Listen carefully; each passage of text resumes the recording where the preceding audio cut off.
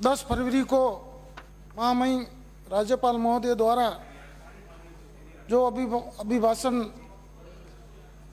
सदन में दिया, उसके समर्थन में मैं बोलने में आपने मेरे को समय दिया, आपका बहुत बड़ा आभार। माननीय सभापति महोदय,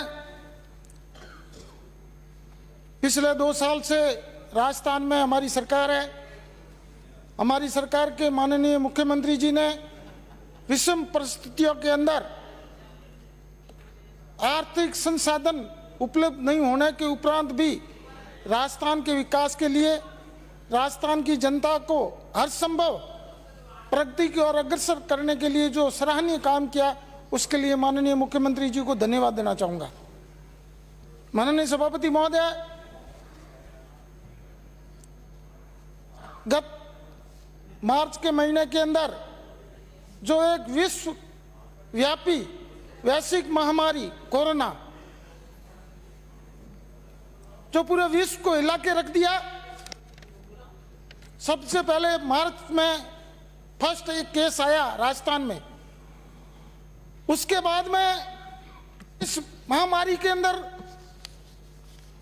पूरे विश्व के अंदर इतना भय था कि इसका पेशेंट जहां भी हाथ लगाएगा उसके ऊपर कोई बैठ गया या चल गया, किसी चीज को हाथ भी लगा दिया तो बीमार हो जाएगा, खत्म हो जाएगा। ऐसी भयंकर महामारी के अंदर पूरे विश्व के अंदर एक भयानक भय था।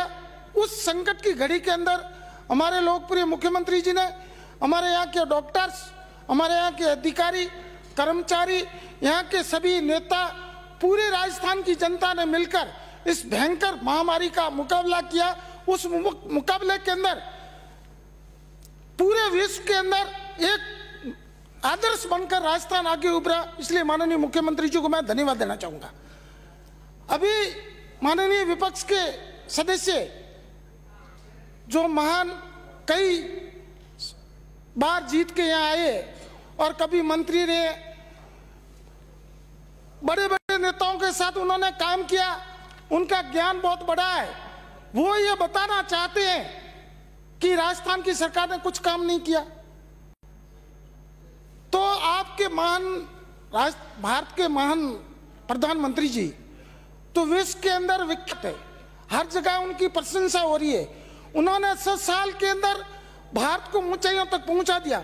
उनके मुंह से तो किसी का नाम लिया ही नहीं जा रहा है। उनके राज के अंदर सिर्फ मोदी जी और अमित शाह के सिवा और किसी का नाम नहीं लिया। उन्होंने प्रशंसा की कि राजस्थान के लोकप्रिय मुख्यमंत्री जनता के हितैषी, आम जन को कैसे बचाया जाए, आम जनता की कैसे रक्षा की जाए, आम आदमी को साथ में लेकर कैसे चला जाए, उन्होंने कई विषय की। सभी पार्टी के लोगों को, सभी धर्मगुरुओं को, सभी कर्मचारियों को साथ में लेकर आगे बढ़ाने की कोशिश की। इसलिए हम सब मिलकर माननीय मुख्यमंत्री जी को धन्यवाद देना चाहते हैं। हाँ, आप विपक्ष में हो, आपकी मंशा है कि हम कांग्रेस की प्रशंसा कैसे करें। अब अभी एक वरिष्ठ सदस्य ने यह कह दिया मैं कांग्रेस का नाश करने वाला हूं। कांग्रेस का नाश न तो कभी हुआ, नहीं होने वाला है, नहीं कभी होगा। आपकी मंसूबे पर पानी भरेगा। आप चाहते हो कांग्रेस मुक्त भारत बना देंगे। जिस पार्टी ने इस देश को आजाद किया, जिस पार्टी के महान नेता ने इस देश के ढांचे को मजबूत किया, आज वो अब देश एक वटवृक्ष बन के खड़ा हुआ। यहाँ बिजली, पानी, सड़कें, रेल के, हवाई जहाज सब निर्माण करने वाले लोग, उनको आप देश से निकालना चाहते हो। उस देश को जो आज मजबूती देने वाले लोगों का नाम लेना नहीं चाहते हो। ऐसी कभी तानाशाही नहीं चलेगी। मैं माननीय सभापति महोदय, आपके मार्फत मैं निवेदन करना चाहता हूं कि राजस्थान की सरकार के मन में एक जिज्ञासा है। राजस्थान की सरकार राजस्थान को आगे बढ़ाने की कोशिश कर रही है। राजस्थान के अंदर पिछले भारतीय जनता पार्टी के शासन में जो कर्जा था उतारने का कोशिश किया। 1 साल से कोरोना महामारी एक ऐसा आर्थिक संकट पैदा कर दिया जो राजस्थान का रेवेन्यू 30% पे आ गया। लोगों की तनख्वाह देनी बहुत मजबूती के अंदर तनख्वाह की व्यवस्था की। महामारी के अंदर जो दवाई निःशुल्क दी, हॉस्पिटल के रहने वाले आदमी की खाने की व्यवस्था की, बड़े बड़े महंगे इंजेक्शन लगाए, कैसे राजस्थान के जनता को जनहानि नहीं हो। आज पूरे विश्व के अंदर सबसे कम मृत्यु दर राजस्थान में रही। तो मैं माननीय मुख्यमंत्री जी को धन्यवाद देना चाहता हूं कि आपका जो मैनेजमेंट, आपकी जो सोच, जो राजस्थान को आगे बढ़ाने के लिए की है, आपको धन्यवाद देना चाहता हूं। मैं निवेदन करना चाहता हूं कि माननीय विपक्ष के साथी ये कह रहे हैं कि राजस्थान के अंदर किसानों का कर्जा माफ नहीं हुआ, संपूर्ण कर्जा माफ नहीं हुआ। राजस्थान के अंदर कोऑपरेटिव बैंकों के कर्जे माफ कर दिए, कॉमर्शियल बैंक है, राजस्थान की जनता ने 25 MP जीता के दिए। हमारे विपक्ष के नेता वहां मजबूत है, तो उनको प्रधानमंत्री जी उद्योगपतियों के कर्जे माफ कर सकते हैं, प्रधानमंत्री जी अपने चाहतों के लिए सब कुछ कर सकते हैं। तो एक गरीब किसान के लिए, गरीब मजदूर के लिए इतना दरिया दिल उनका होना चाहिए कि कॉमर्शियल बैंकों का कर्जा माफ करें। नहीं, कॉमर्शियल बैंकों से कर्जा माफ करने से माननीय प्रधानमंत्री जी को कोई फायदा नहीं है।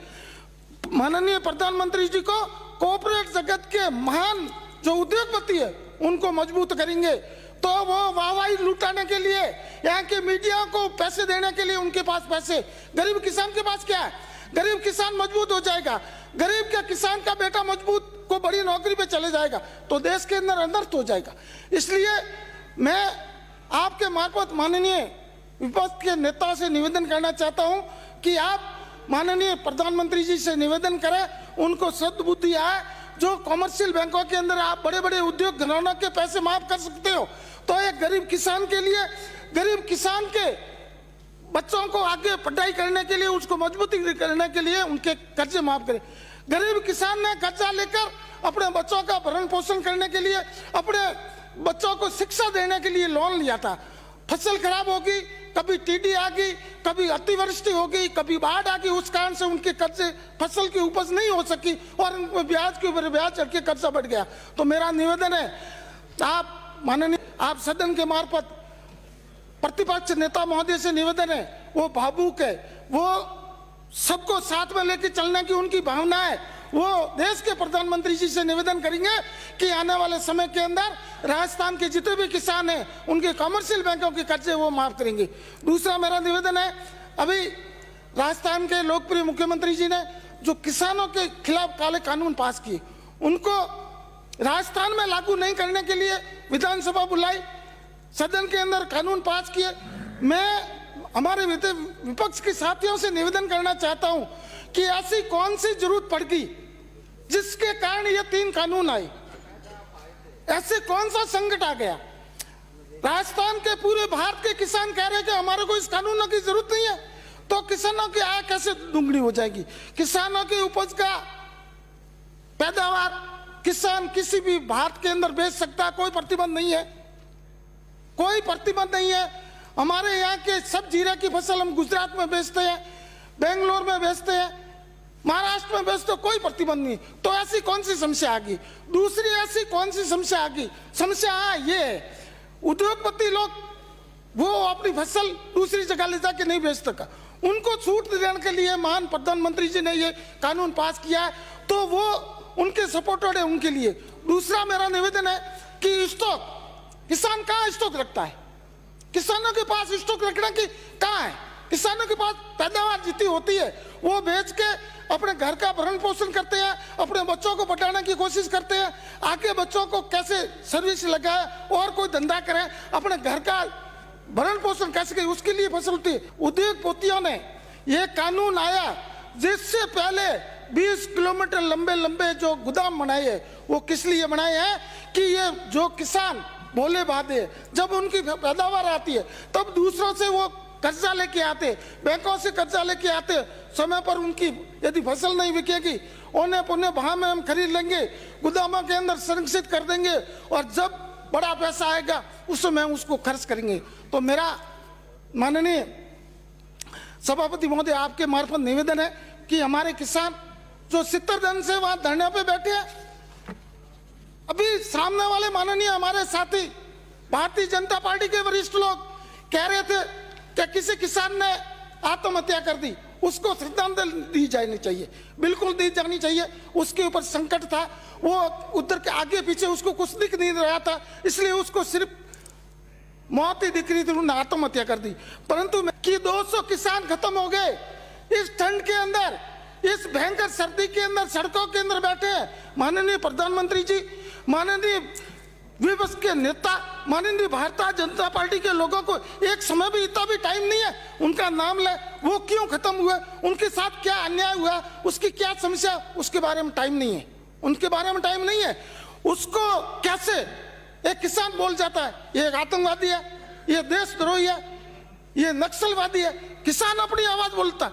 भारत के अंदर कोई भी आदमी भारतीय जनता पार्टी के खिलाफ बोलेगा, प्रधानमंत्री जी के खिलाफ बोलेगा, वो देशद्रोही, और इनके साथ बोलने वाले वो राष्ट्रवादी, राष्ट्र हितैषी, राष्ट्र की रक्षा करने वाले। ये ऐसा देश के अंदर वातावरण पैदा हो गया। आज देश का युवा भ्रमित है। युवाओं को पहले 2014 के अंदर माननीय मोदी जी ने कहा था कि हमारा राज आ जाएगा, हम साल को 2 करोड़ नौकरी देंगे। अभी कोरोना काल के अंदर एकदम रात को 12 बजे लॉकडाउन लगा दिया। कोई लोग, गरीब लोग मजदूरी करने के लिए बाहर गए हुए थे, उनको वापस आने के लिए साधन नहीं मिला। मजदूरी करने वाला के पास तकलीफ है। अभी कोई हमारा साथी कह रहा था कि वहाँ फैक्ट्री वालों को कोई तकलीफ नहीं है, वो तो हवाई जहाज से आ सकते हैं। एक मजदूर मजदूरी करने के लिए गया, यहाँ उनको भरण पोषण करने के लिए, अपने बच्चों को जीवित रखने के लिए साधन नहीं था, वो वापस नहीं आ सका। एकदम लगा दिया। पूरी पुलिस का सरकार को कह दिया यदि वहां से आ जाएगा तो महामारी इतनी फैल जाएगी, पूरा पल्ले हो जाएगा, कोई जीवित नहीं रहेगा। ऐसा भौं था। उस भौं को बचाने के लिए जो 2 करोड़ नौकरी देना तो दूर है, फैक्ट्रियां बंद होगी, छोटे छोटे उद्योग धंधे बंद होंगे, उनकी रोजी रोजी खत्म होगी और 2 करोड़ लोगों की नौकरियां चलेगी। ऐसी महान भावना हुई। माननीय सदस्य प्लीज। और मैं आपके मार्फत निवेदन करना चाहता हूं कि हमारे माननीय मुख्यमंत्री जी से कि 2013 के अंदर मेरे यहाँ नर्मदा नहर की स्कीम सेक्शन हुई थी पेयजल की, और 540 करोड़ रुपए प्रावधान किया था। हमारी सरकार चली गई, माननीय उपनेता प्रतिपक्ष, माननीय नेता प्रतिपक्ष, इन्होंने 6 महीना के अंदर उनका पुनर्निरीक्षण करके उस योजना को बंद कर दिया। पिछले 5 साल के अंदर एक पैसा भी उसके अंदर खर्च नहीं हुआ, और अभी मैं माननीय मुख्यमंत्री जी ने वापस उसको रीओपन किया है। तो आपके मार्फत माननीय मुख्यमंत्री जी से मैं निवेदन करना चाहूंगा कि आप उस योजना को जल्दी से जल्दी चालू करें। और मेरा विधानसभा क्षेत्र अल्पसंख्यक सीमावर्ती क्षेत्र है। इस क्षेत्र के अंदर रहने वाले अल्पसंख्यक लोग शिक्षा से वंचित है। तो माननीय मुख्यमंत्री जी से मैं निवेदन करना चाहता हूं कि बालिका शिक्षा को बढ़ावा देने के लिए आपके दिल में जज्बा है तो मेरी विधानसभा क्षेत्र के अंदर एक अल्पसंख्यक बालक का शिक्षा का विद्यालय खोले, जिसका पूरा खर्चा सरकार वहन करे। और दूसरा मेरा निवेदन है कि विद्युत को आगे बढ़ाने के लिए माननीय मुख्यमंत्री जी ने कई नवाचार किए।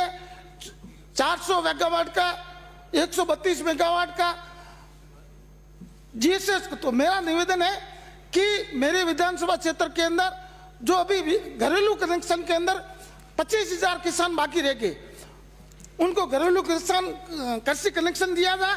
और एसटी के लोग जो सीमावर्ती क्षेत्र में रहने वाले बहुत गरीब लोग हैं, उनके लिए सामान्य योजना में उनको जोड़ दिया। तो बाड़मेर जिला को सीमावर्ती जिला जोड़ते हुए एसटी के लोगों को प्राथमिकता के तौर पर कृषि कनेक्शन में प्राथमिकता दे। ये माननीय मुख्यमंत्री से मेरा निवेदन है। मेरे को पूर्ण विश्वास है कि इस बजट के अंदर माननीय मुख्यमंत्री जी इस अनुसूचित जनजाति के जीवन को उद्धार करने के लिए ये घोषणा करेंगे। और जो अभी कानून व्यवस्था की बात आई, कई लोगों ने कह दिया मुकदमे बढ़ गए, अत्याचार हो रहे हैं, बलात्कार की घटना हो रही है, आबादी बढ़ेगी, लोगों के पास धन बढ़ेगा। अत्याचार करने वाली कोई जात नहीं होती है, अत्याचार करने वाले किसी धर्म मजहब के लोग नहीं होते हैं। जो लोग होते हैं, जो उनकी भावना, उनके समाप्त करें। तो मेरा निवेदन है कि हमारे माननीय मुख्यमंत्री जी ने कानून व्यवस्था के अंदर किसानों के लिए, मजदूरों के लिए, युवाओं के लिए नौकरी का प्रावधान किया। ऐसे कई नवाचार किए। कम संसाधन होने के उपरांत अभी जो डीजल की रेट, क्रूड ऑयल की रेट विदेशों के अंदर 40 बैरल है और यह डीजल 90 रुपये, पेट्रोल 100 रुपये पहुंच गया। क्यों?